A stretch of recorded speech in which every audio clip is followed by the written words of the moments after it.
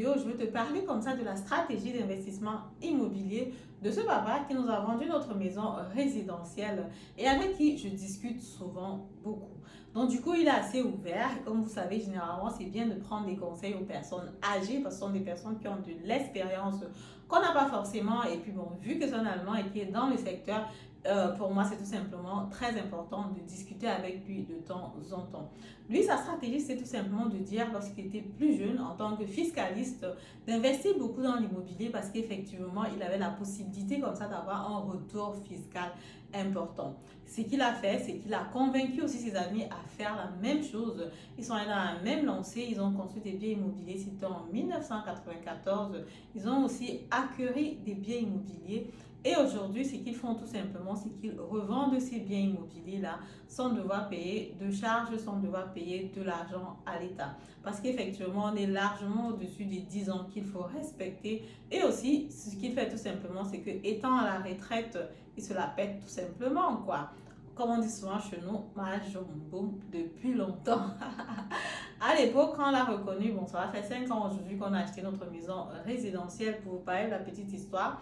On a regardé le bien, ça nous a plu, on a discuté, on a dit ok, on veut aller comme ça chez le notaire et une fois sur place, lorsqu'on a fixé les rendez-vous et qu'on a dit ok, le rendez-vous c'est tel jour, il nous a dit bon, moi je ne me déplace pas pour ce type de montant quoi. Bon, on était vraiment surpris, on se dit mais comment ça tu ne te déplaces pas? Il a dit mais ça c'est rien pour ce type de transaction.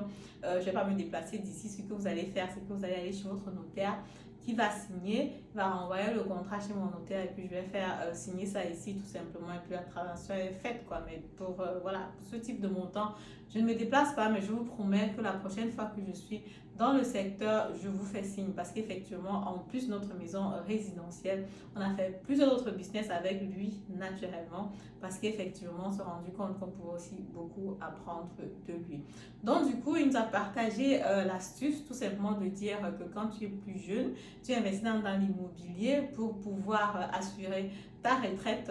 Pendant que tu travailles, tu as les avantages fiscaux et aujourd'hui pratiquement dans le secteur parce qu'effectivement on sait ce qu'il fait, on voit ce qu'il fait, il en parle aussi. Il s'est décidé il y a 10 ans chaque année de vendre un de ses biens immobiliers. Il vend et il mange l'argent tout simplement quoi, il se la coule douce.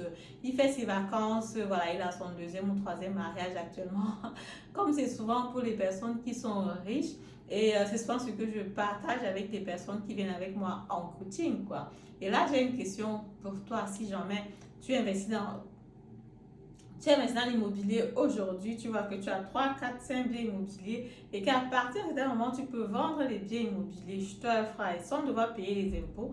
Qu'est-ce que tu vas faire avec cet argent? C'est vrai qu'il y a des personnes qui sont souvent très très créatives en coaching qui me disent peut-être que voilà, je vais aller vivre au pays, je vais aller faire des business au pays, je vais construire une empire, je vais faire des choses pour mon pays. Il y a aussi des personnes qui sont assez rigolotes qui disent je vais aller à Mallorca parce que là-bas je pourrais me coucher sur la plage, faire ce que je veux, observer la nature. De toute façon, quand on a déjà un certain montant d'argent, l'infidélité ne joue plus aucun rôle. Les tablettes de chocolat, alors on n'a plus besoin de ça.